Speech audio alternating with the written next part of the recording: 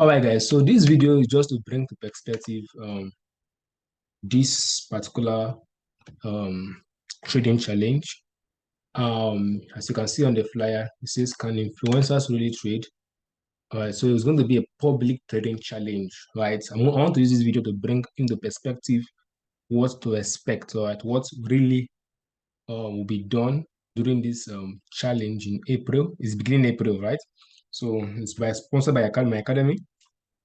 And it's a public trading challenge can influence really trade, and it's a full transparent stuff, and starting from the first week of April, right?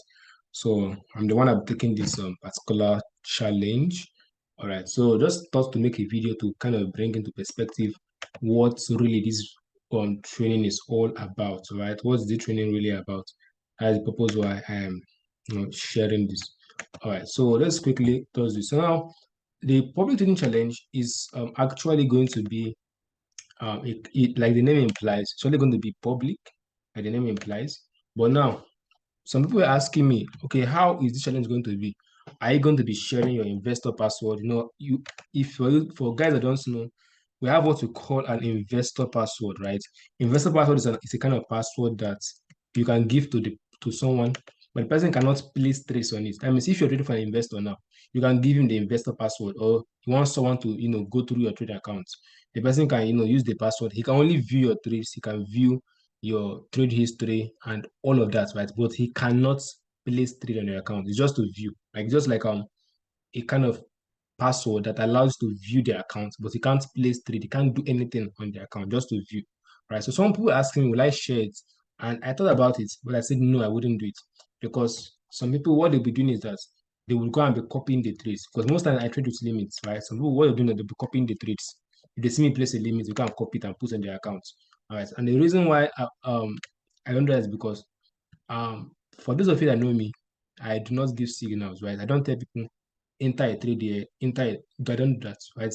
I think someone came and met me, and the person was like, Geoffrey, please, can you create a kind of inner circle, right? Someone told me I should create an inner circle where I'll be posting, my trades, and people be paying on a monthly basis, right? Now, let us just get this into perspective, right?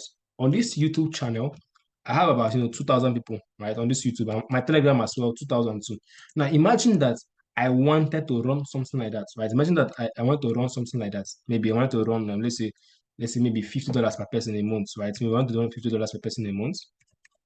So I just need 10 people to make what $500 monthly. And you know that out of 2,000 people, it's very, very likely that 50 people, 10 people will pay. You know that out of 500, after my 2,000 people, there's no how that 10 people will not pay for signals, because many people like signals.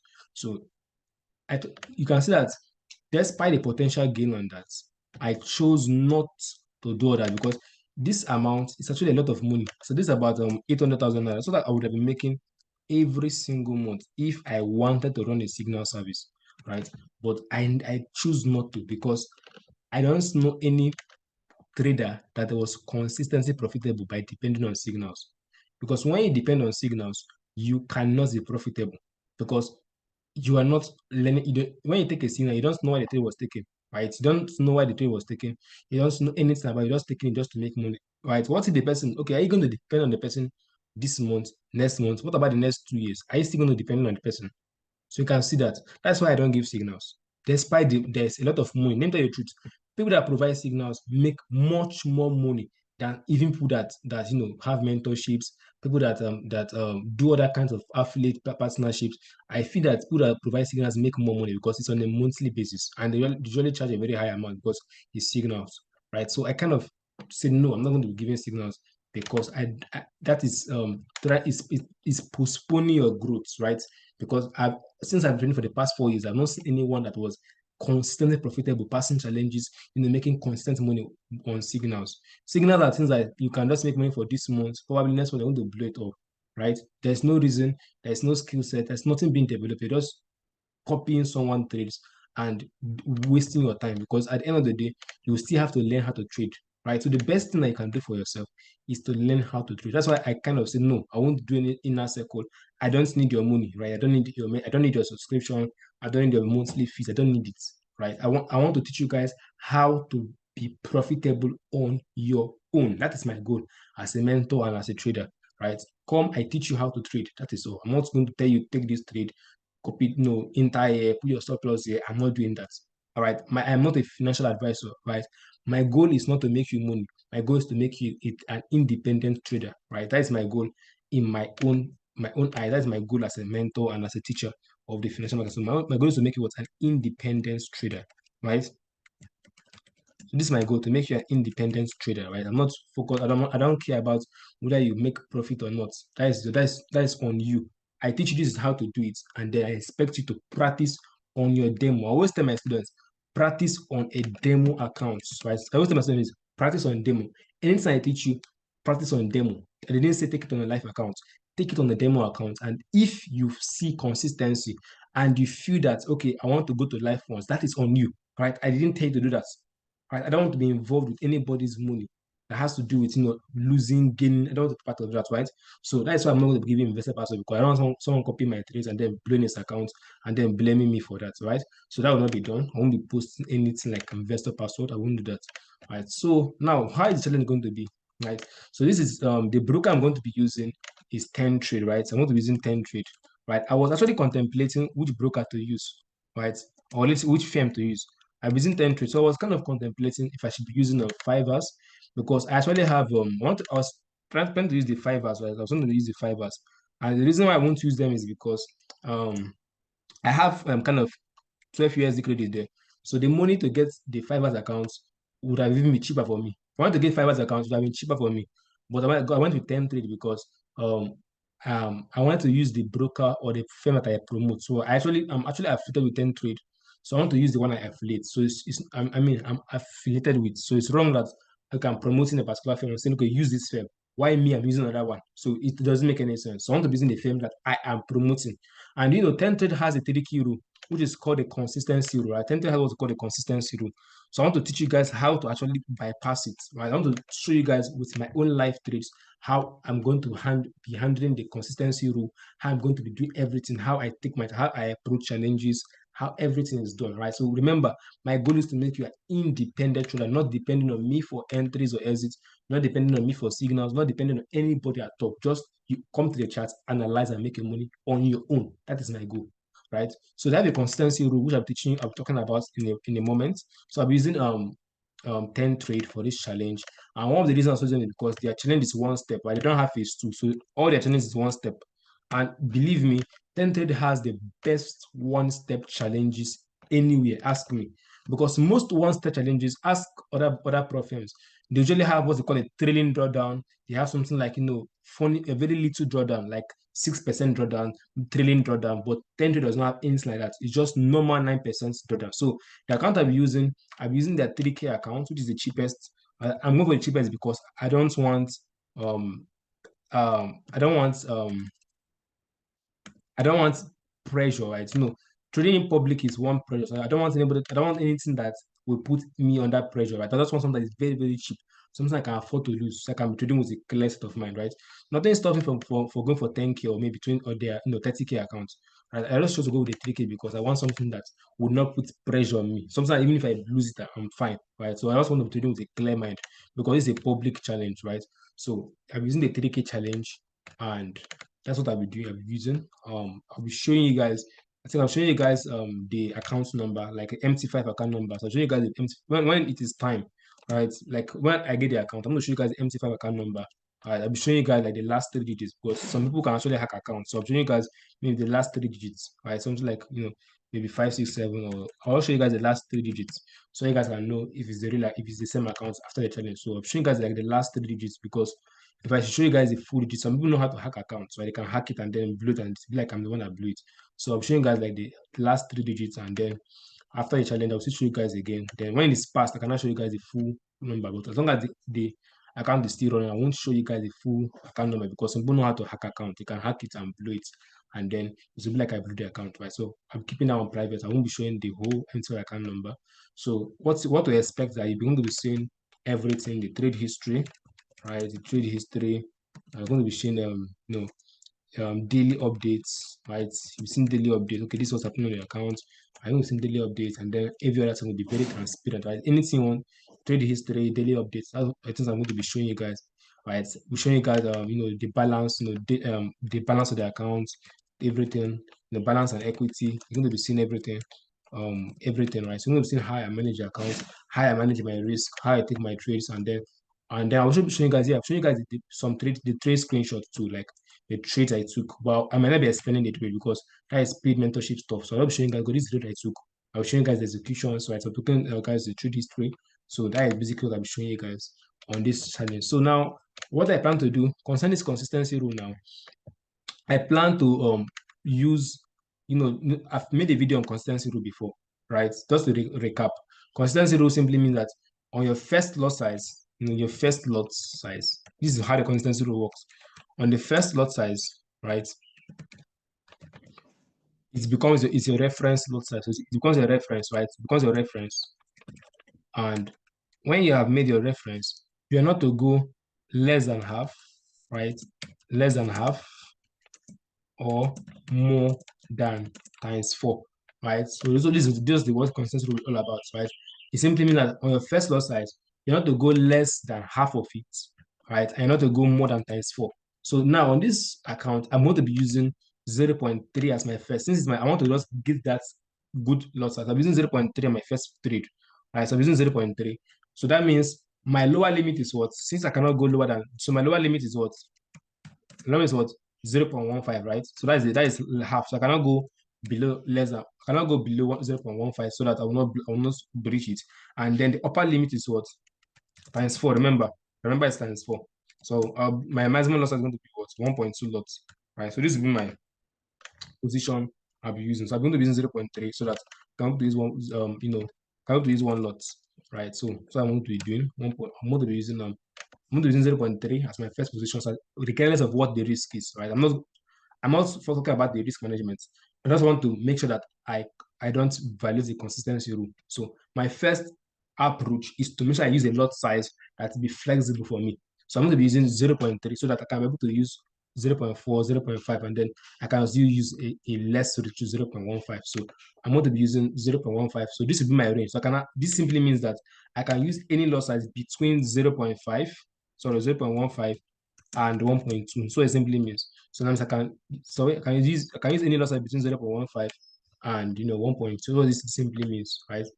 So that means I can use 0.2, I can use 1.1, I can even use 0.9. So it doesn't matter as long as it is between these limits. So as long as I'm between that means I'm abiding by the consistency rule. All right.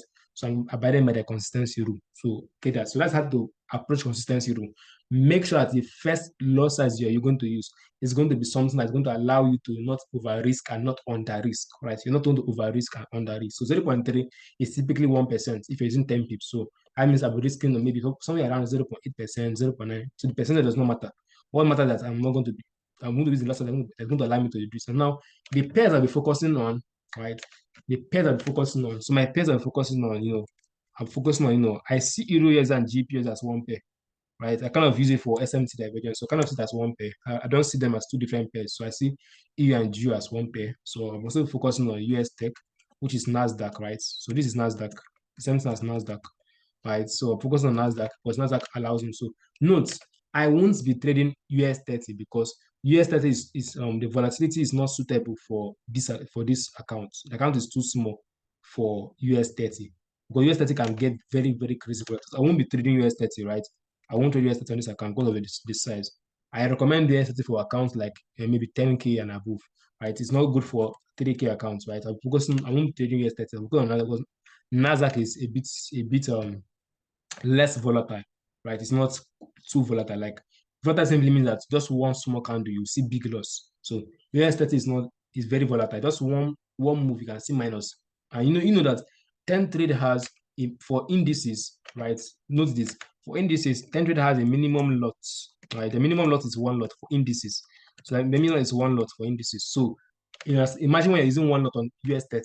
Imagine how volatile it is when you're using one lot on US 30 on a 3K account. You can blow it with one trade, right? So I'm going to be using US 30 Nasdaq because Nasdaq is kind of less volatile since the minimum for indices is one lot. This is for only indices.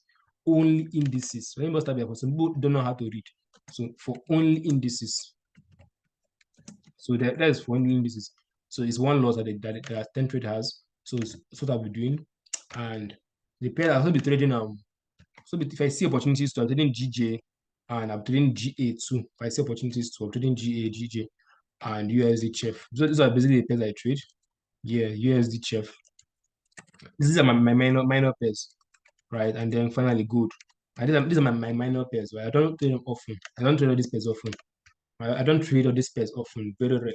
I trade them, but most times, most of the time, I'm focused on EU, GU.